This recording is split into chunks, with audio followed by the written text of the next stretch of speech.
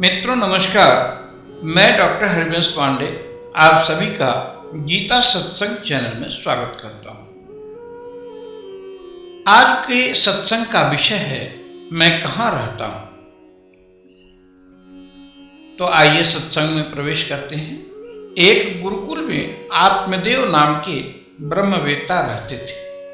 एक दिन आत्म तत्व की जानकारी में रत एक शिष्य संभव ने गुरु आत्मदेव से पूछा कि मैं कौन हूं। आत्मदेव जी ने कहा, तुम शुद्ध बुद्ध आत्मा ही हो, या कहें तो परमात्मा ही हो। शिष्य ने पूछा, तो क्या ये शरीर मैं नहीं हूं? गुरु ने कहा, नहीं, शरीर तो मात्र क्षेत्र है, उसमें तुम उसी तरह से रहते हो जैसे किसी घर में कोई व्यक्ति रहता हो।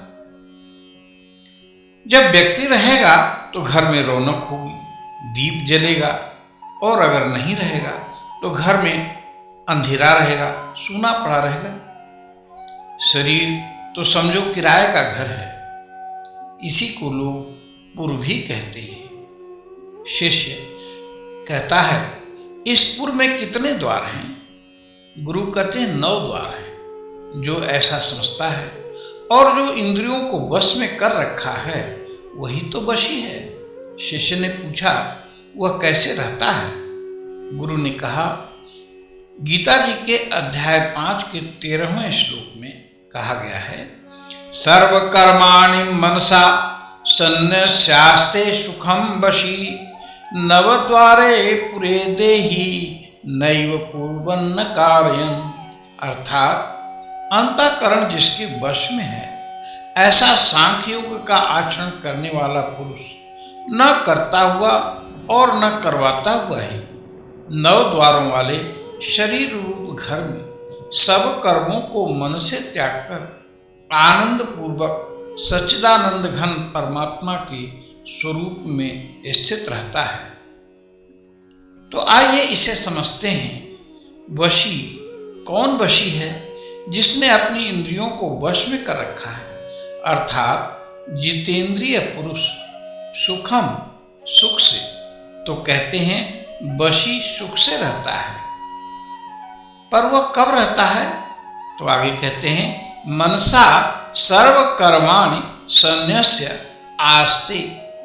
अर्थात मन से यानी विवेक बुद्धि से सभी कर्मों को छोड़कर।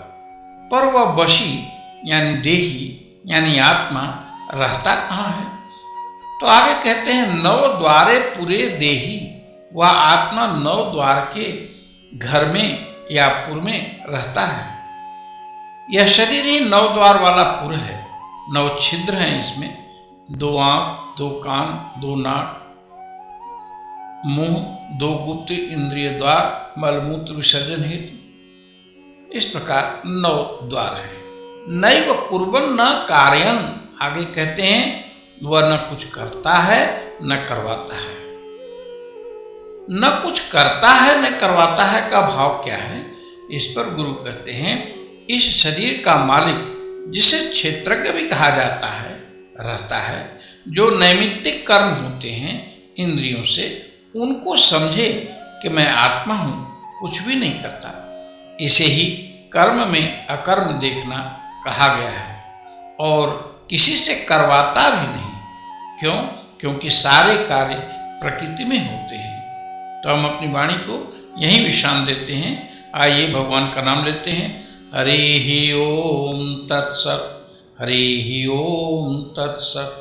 हरि ही ओम तत्सत।